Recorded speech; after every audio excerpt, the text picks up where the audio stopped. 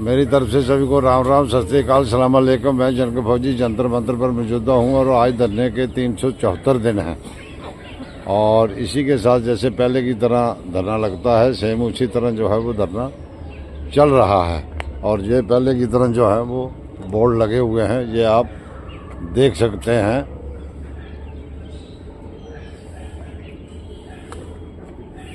और ये है जंतर मंतर का नज़ारा जो आप देख सकते हैं। यहाँ बिल्कुल खाली पड़ा हुआ है, सुनसान है। ये जेडीओ का जो दफ्तर है वाला गेट है वो है, और ये पानी की टैंकी, बाथरूम, और ये सामने वाला गेट जहाँ से एंट्री करते हैं, और ये चाय वाली दुकानें वगैरह जो भी। हमारे साथ हैं गोपाला कृष्ण जी, आइए इनसे बातचीत करते हैं। गोपाला सर, राम राम। सर, आप मॉर्निंग न्यूज़ में जनता को क्या बताना चाहते हैं वो बताइए साहब। सबसे पहले देश भर में जो पूर्व सैनिक, जैसे जवान, सभी के लिए मेरा धन्यवाद, गुड मॉर्निंग। जो हमारा आज 374 डेज हो चुका है, 28/2024। तो मेरा संदेश ये है, हमारा 3 तारीख का जो कॉल, ये बिल्कुल नहीं भूलना। 3 तारीख को जो हम संवैधानिक तरीका से यहाँ पर हमने अपना कॉल रखा गया है, जो सरकार को हमने जो अपना जो भी मेमोरेंडम से पहले से भी दिया हुआ है, सरकार को तो हर बात में बायहार्ट हो चुका है, उसका खलबली आपको दिखाई दे रहा है।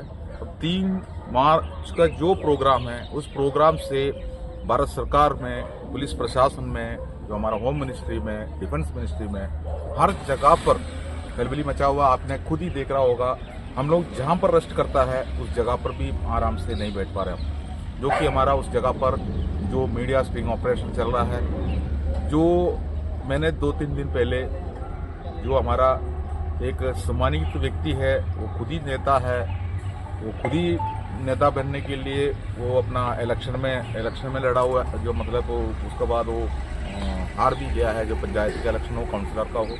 तो उन्होंने एमपी का सीट के लिए वो कोशिश कर रहा था। हमें कोई ऐतराज नहीं है उसमें, किसी ना किसी पार्टी ने उसको टिकट नहीं दिया। तभी से लेकर वो हमारे जंतर मंतर का आंदोलन के ऊपर वार करना शुरू कर दी, जो हमारे ऊपर कीचड़ उठाना शुरू कर दी। तो हमने जहाँ पर रहता है वो बिस्तर, हमारा वो तरीका जो है, हमने उसको एक छोटा वीडियो बना के डाल दिया। वीडियो वायरल हो गया ग्रुपों में। उसके बाद केरला से भी एक टीम में आया हुआ, मैं खुद ही केरला का होते हुए वो गुरुद्वारा में रहते थे, वो भी हमारे पास आके देखी, श्रीनिवास पर वो भी चला गया। अब आपने देखा हमारे जीजी न्यूज़, वो खुद वहाँ पर आके स्टिल ऑपरेशन किया, हमें उसके बारे में पता भी नहीं था। तो ये सब हुआ है। तो इसके बाद भी आपने ये सब देखा होगा, जब हम कैसे रहते हो। हमें अगर मान लो 1 साल से अगर हम ऐसे एक जगह पर रहते हो, तो 1 साल से रहता है हम उसके अंदर। आप बताइए 1 साल के अंदर उसके अंदर कोई रह सकता है? आप ही खुद देख सकते हो। लेकिन हम सुबह वहाँ से आ रहा है, तैयार होना, बस इतना ही उसके अंदर सोते रहता है। डिस्टर्ब एरिया है, पीछे ट्रेन जा रहा है, पीछे ट्रक है, लोडिंग हो रहा है, सब कुछ है। कोई बात ना, हमें हमारा कोई परेशानी आपको नहीं गिना रहा है, हमें कोई हमारे ऊपर किसी ने थोपा नहीं है काम। हमारा मन में यही था, 1 हफ्ते के अंदर, 1 महीने के अंदर या 100 दिन के अंदर ये हमारा आंदोलन समाप्त हो जाएंगे। लेकिन ये किसी न किसी कारण से निकल के आगे आया। सब जानते हो, सब पुरुष सैनिक है, सब सेना में नौकरी किया है, बेल्ट फोर्स में नौकरी किया, सबके पास सक्षम दिमाग है। आंदोलन आगे बढ़ने का कारण क्या है, कौन हमारा टांग खींच रहा है, किसके लिए हमें, किसको प्रॉब्लम है अगर जेएसयू जवान का नेतृत्व और जेएसयू जवान का संगठन ना बनना, इसको ऊपर परेशानी किसको है, ये भी आप सब जानते हो। लेकिन हम अपना मंच और माइक जो हमने आगे संभाल के जा रहा है, बहुत आसानी से नहीं है, बहुत प्रॉब्लम के साथ में आगे लेके गया। हमारा जितना भी कॉल है ऑल इंडिया लेवल में, पूर्व सैनिकों ने बढ़ चढ़ कर हमारा साथ दिया। लेकिन अभी मैंने एक बात बता रहा हूँ, जितना भी संगठन जो बना है उसको जो ऑल इंडिया लेवल में देशीय संगठन का हो या नॉर्मल संगठन हो, उसका पीछे सभी के लेटर हेड के पीछे, सभी कमेटी के पीछे, पैटर्न के नाम पर, रक्षाधिकारी के नाम पर चुपके से हमारा अफसर बैठा हुआ है, उनका नियंत्रण में चल रहा है। वो उनको उकसाता है, उनका सिलेक्टेड व्यक्ति का ही वो मतलब संगठन होता है। अब उनको उकसाता है, वो उनको ये टास्क दिया है जंतर मंतर का आंदोलन को किसी तरीका से तोड़ दे। लेकिन हमने संवैधानिक तरीका से 2 ही आदमी आ सकता है यहाँ पर, 2 ही आदमी आ रहा है। आप देखो, हम 2 ही खड़ा है, हम 2 ही यहाँ पर आके अपना बैनर लगा रहा है। आप क्लियर आप बैनर देख रहे हो, ये सब कुछ हमने करते हुए यहाँ पर बैठा है।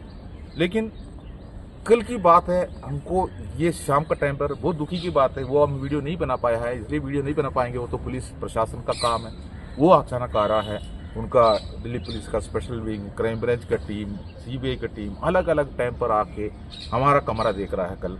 मतलब वो इसलिए देख रहा था, वो जो आप लोग ये असुविधा के साथ में 1 साल से यहाँ पर बैठा हुआ करके वीडियो वायरल हो रहा है, तो आप पूर्व सैनिक है, आप लोगों का घर पे बहुत सुविधा है, वो भी हमने उसके अंदर बताया ना, सभी के घर पे सुविधा, आप लोगों भी अपना घर पे बहुत सुविधा के साथ में रहता है। ऐसा कोई है नहीं, हमारे पास अगर पैसा नहीं है तो सिक्योरिटी गार्ड में नौकरी करके EMI चुकाएंगे, लेकिन हमारा घर आशियान बना कर रखेंगे, हम अच्छी बेडरूम बना कर रखेंगे, हमारा बच्चों को भी हमने ठीक तरीके से रखेंगे, अच्छे कपड़ा दिलाएंगे।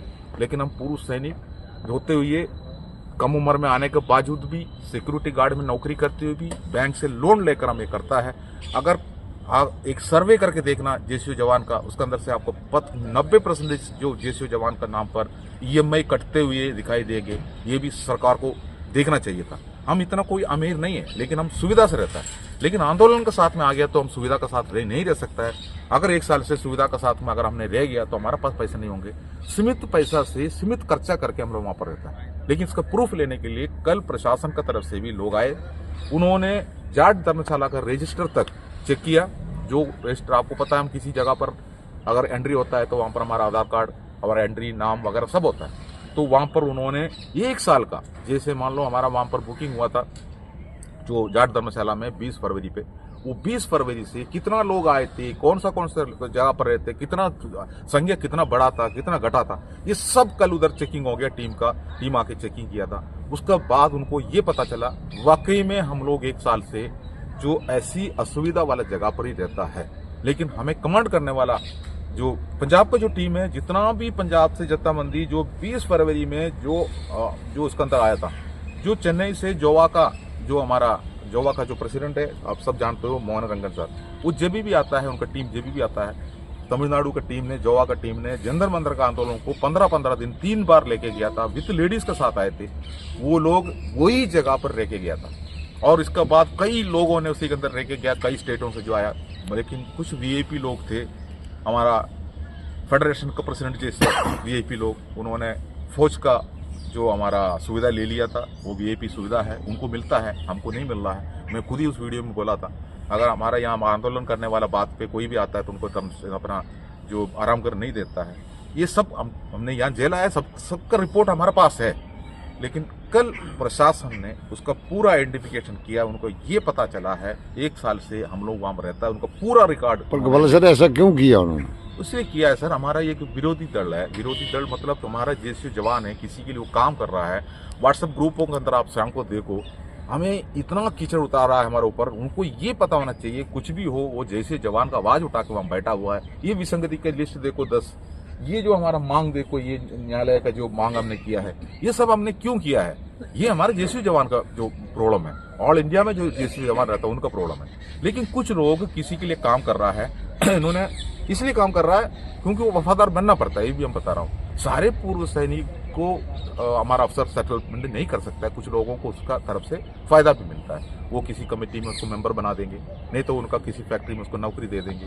वो फौज के अंदर जिसको अच्छा था उनका नाम पर उनको उन्होंने रिकमेंड करके प्रमोशन दिलाया है। बाहर वही आया हुआ है, कोई विदेश से, कोई चीन से, कोई पाकिस्तान से रिटायरमेंट होके नहीं आया, इंडियन आर्मी से रिटायरमेंट होके आया है। अफसर भी इधर ही है, JCO भी इधर ही है, ऑनरी भी इधर ही है, सब इधर ही है। तो किसी का कुछ लगाव है, पर्सनली लगाव है, तो उन्होंने उनका सेटलमेंट किया है।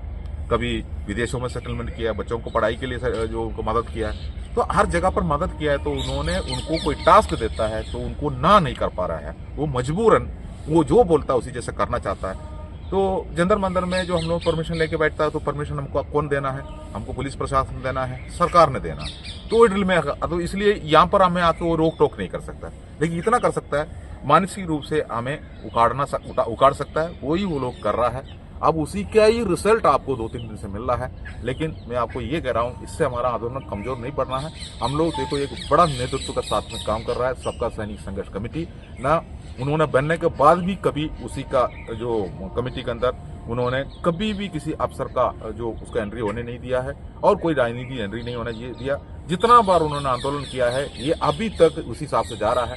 जो चारों तरफ से वार कर रहा है उनको ये सब चाहिए, लेकिन इसी के अंदर हो नहीं पा रहा है। तो ऐसे में सबका सैनिक संघर्ष कमेटी को उखाड़ कर बाहर करने का कोशिश हो रहा है। ये शुरू से हो रहा था, वो करने के लिए एक टीम बैठा हुआ, उसी की वजह से हो रहा है। लेकिन हमारा आंदोलन बहुत स्ट्रांगली आगे जा रहा है। JCO जवान का आंदोलन है 3 मार्च 2023, हमारा 2024 3 मार्च 2024। कल आपने वो करेक्शन किया था, ठीक है। 3 मार्च 2024। कभी कभी मुंह से निकल जाता है तो आप लोगों को एडजस्ट करेंगे, मुझे पता है, क्योंकि आप लोगों को पता है मुंह से निकला है, लेकिन मैं भी बता रहा हूँ 3 मार्च 2024 हमारा ऐतिहासिक दिन है, जेसीओ जवान का ऐतिहासिक दिन है। आप लोग अपना घर पे नहीं रहना, मेरा एक रिक्वेस्ट है। अगर ऐसे हमने करेंगे तो हमारे 1 साल का जो मेहनत मिट्टी में मिल जाएंगे। आने वाला टाइम पर आने वाला पीढ़ी जो बहुत दुख उठाना पड़ेगा, उसका पूरा जिम्मेदारी हमारा एक 36 आदमी का एक टीम का लिस्ट हम तैयार किया है। हमने एक किताब भी लिखने जा रहा है, उस किताब के अंदर उसी का फोटो के साथ में, प्रूफ के साथ में उनको भी हम जगह देंगे। जय हिंद, वंदे मातरम। ये थे हमारे साथ पूर्व सैनिक जो धरने पे बैठे हुए हैं और ये कह रहे हैं कि हमें जो बाहर से जो कुछ आदमी हैं वो मानसिक रूप से हमें प्रताड़ित न कर रहे हैं, तो हमारी भी उनसे ये गुजारिश है कि ऐसा ना करें। और इसी के साथ में जनक फौजी इस वीडियो को ज़्यादा से ज़्यादा शेयर करें और सब्सक्राइब करें। जय हिंद, जय